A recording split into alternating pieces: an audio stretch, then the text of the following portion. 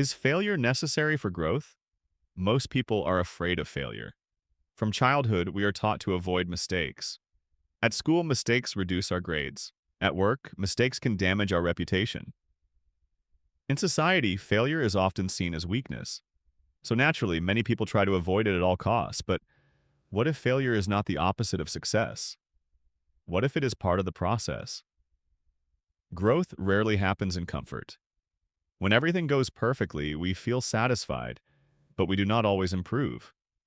It is usually during difficult moments, when we fail, lose, or make mistakes, that we start reflecting, adjusting, and learning. Failure forces us to think.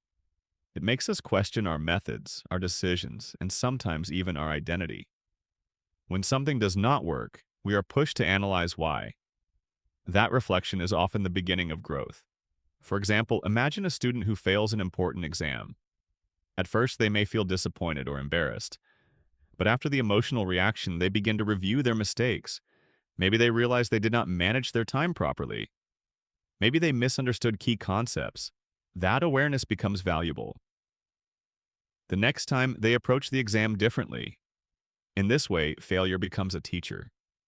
However, not everyone grows from failure. The difference lies in mindset. Some people see failure as proof that they are not capable.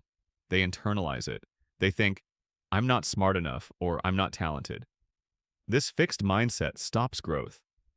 On the other hand, people with a growth mindset see failure as feedback. Instead of saying, I failed, they say, I learned. The psychological response to failure determines its value. Another important aspect is resilience. Failure builds resilience when people choose to continue. Every time someone tries again after failing, they develop emotional strength. Over time, this resilience becomes one of their greatest advantages. Many successful individuals have experienced multiple failures before achieving their goals. Their success often looks simple from the outside, but behind it, there are years of rejection, mistakes, and setbacks. Failure did not stop them. It shaped them. In fact, success without struggle can create weakness. When people achieve everything easily, they may not develop problem-solving skills. They may struggle later when facing real challenges because they have never experienced difficulty before. Failure teaches humility. It reminds us that we are human. It reduces arrogance and increases empathy. When someone has failed before, they often become more understanding toward others. However, it is important to say that failure is not always necessary for growth. Some people learn by observing others' mistakes. They do not need to personally experience failure to improve. In this sense, growth can also come from awareness, education, and reflection without painful consequences. The key idea is not failure itself, but learning. If someone fails and refuses to reflect, growth does not happen. If someone fails and gives up permanently, growth stops. Failure only becomes valuable when combined with analysis and persistence. There is also a social dimension. In some cultures, failure is strongly stigmatized. People feel ashamed of mistakes. This creates fear, and fear prevents experimentation.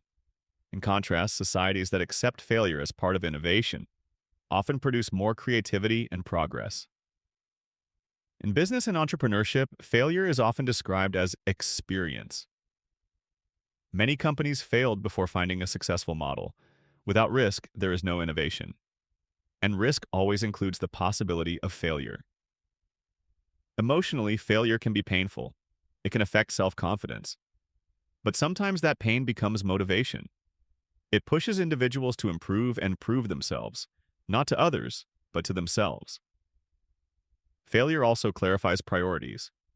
When something does not work, we may realize it was not truly aligned with our values. Sometimes failure redirects us toward a path that suits us better. Interestingly, people often fear failure more than they fear regret. But in many cases, the regret of not trying is stronger than the pain of failing. Growth requires action, and action always carries risk. So is failure necessary for growth? Perhaps not always. But in many cases, it accelerates growth. It exposes weaknesses.